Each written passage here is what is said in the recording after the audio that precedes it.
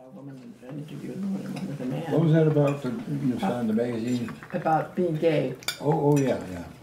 And one is about a fellow who was gay for a long time and then decided he got saved and he was a sinner, so he became straight. And now goes to a Bible school near Cheyenne, Wyoming, which is a nice, safe place to be. Anyway, it's kind of interesting. Did you guys watch that show, Our America, Pray Away the Gay? Did you guys watch that? Oh. What was it? It was called Our America, and it's a show that, who is it, like Lisa Ling or somebody is doing this journaling on different stories of American people. And one is Christians who believe they can pray the gay away. So I can't even watch that stuff. I know. It makes me so angry. Well, I have to say, I was definitely crying at the end. But more so because, you know, they had this, oh, shoot, I wish I could remember what it's called. But some sort of treatment where you go and you become ungay and you become straight. And they can totally fix you, quote unquote. And do you know the name of that? I feel like it starts with an E, but I can't remember what it is. But I bet it was referred to in this article.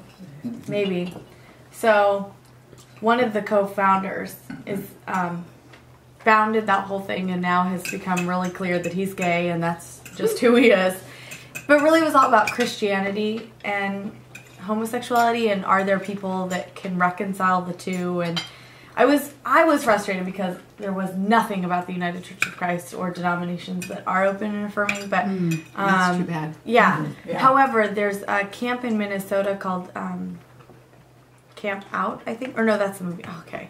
I'm like feeling nervous that this is getting filmed because I don't remember like what the name of the camp is called. But it's run by a Lutheran pastor who's also gay, and it's a camp that's just for teenagers who are gay and Christian.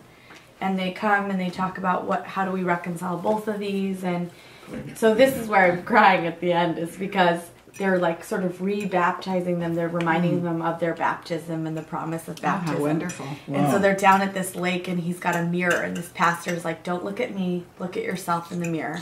This, you know, you are perfectly and wonderfully made by God, and there are no mistakes. You are who you are. And then somebody else is like dealing with the water and throwing it on. I'm just like, this is so amazing. Because here are these teenagers that are like, I'm gay and I'm a Christian. And it doesn't have to be different. Our society, our culture has just so let the conservative Christians take over this issue. It's so crazy. Yeah, it's crazy. CNN has been having a series on a guy who claims, you know, he did sort of behavioral modification stuff with families to get their gay kids to not be gay. Right. And now they're interviewing some of these kids years later, and including the siblings of a guy who committed suicide. And, you know, and the father would just beat him. They had chips, and everything he did that was feminine, he would get a red chip, and everything that he did that was masculine would get a blue chip. That's and awful. And then he'd get a beating if he had too many red chips. And his brother, you know, in his 30s, was tearfully saying, I would sometimes take some of the red chips, you know, just so he wouldn't be beaten. Oh my God. Wow. Where did you, what was this on? This was on CNN. They were kind of doing a series on this guy. And then one of the young men, also probably in his 30s, because I think this was in the 50s, was talking about what he had experienced with this person. And the guy, then they interviewed the man who ran this place, and he like completely denied knowing this kid. Really? Denied ever having treated him. So it was very bizarre. We'll have on some salad. Sure. All right. I like throw it in the camera. At the, You want a salad bowl? No, that's fine.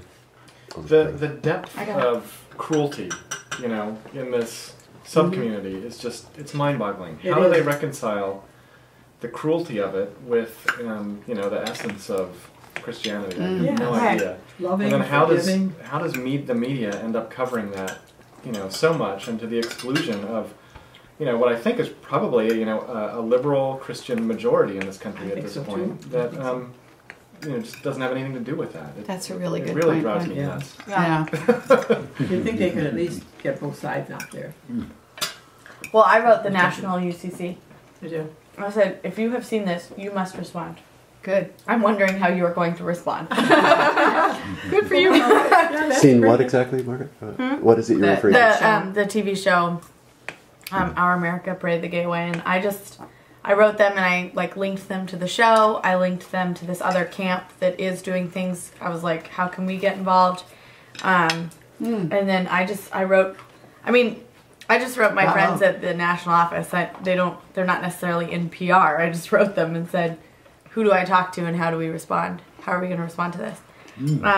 Then I saw on the camp's website, the camp like says, these are the denominations that are open and affirming, and United Church of Christ was not on it.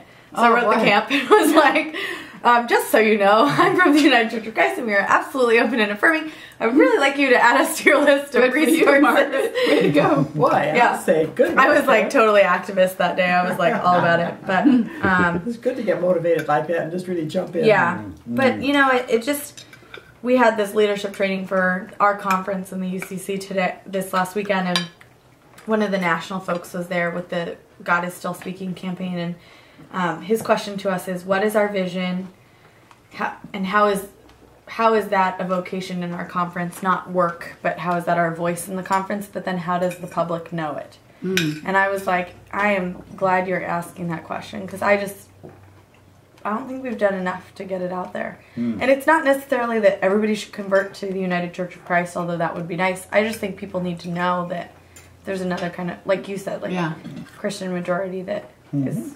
Well, look what the Episcopalians have done. They've been very broad-minded on these issues. Very. And I think the Lutherans have too, and I think there's a lot of other, smaller denominations that are still pretty mainstream that have, and even in the Catholic Church, although the official position is, not very tolerant, local congregations, from friends I've talked to, are completely different from Wow. there's a gap, right? And the gap is sort of explained as, well, we're just waiting for Rome to come around.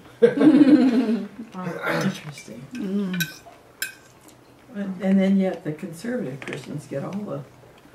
You get so much of the press, and I guess I get mad in two dimensions. One is that this cruelty is happening, but the other, there was a movie that came out a few years ago, and it was about one of these very conservative, it was I think a New York State group, that they have some kind of Bible camp, and the movie might have been called Bible Camp, and it's essentially a brainwashing camp for Jesus kids. camp. Jesus camp, yeah.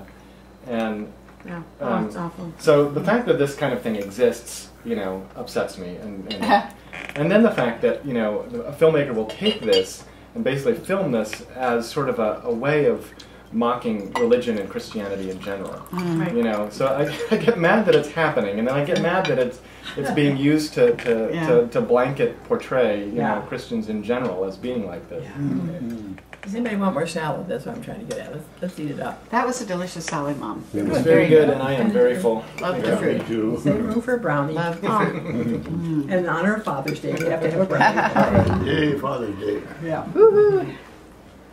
Well, David is there. Will is the photographer tonight, isn't he? Yep. Yeah. Documenting a typical conversation at the Rose family. That's right. Does this record sound as well as... Oh, yeah. Oh, my gosh. So be careful what we say. I might eat on camera. Hopefully we'll have some good weeks this summer. Wouldn't it be nice? Yeah. Maybe down by the pool? If Yeah. it's time to get out I'm by the looking forward pool. to things getting onto a nice, Yeah. regular schedule Oh, again. good. Not That'll be really nice. crazy. Could be a big Yeah, backup well, line that's that what you happens might when not you start a make new it. job, No. don't you think? Yeah. Yeah. Good night. Good night. Great to see you, Blood. Take care. Say hi to Marty. Have him out here. I'm going to hug you. Yeah.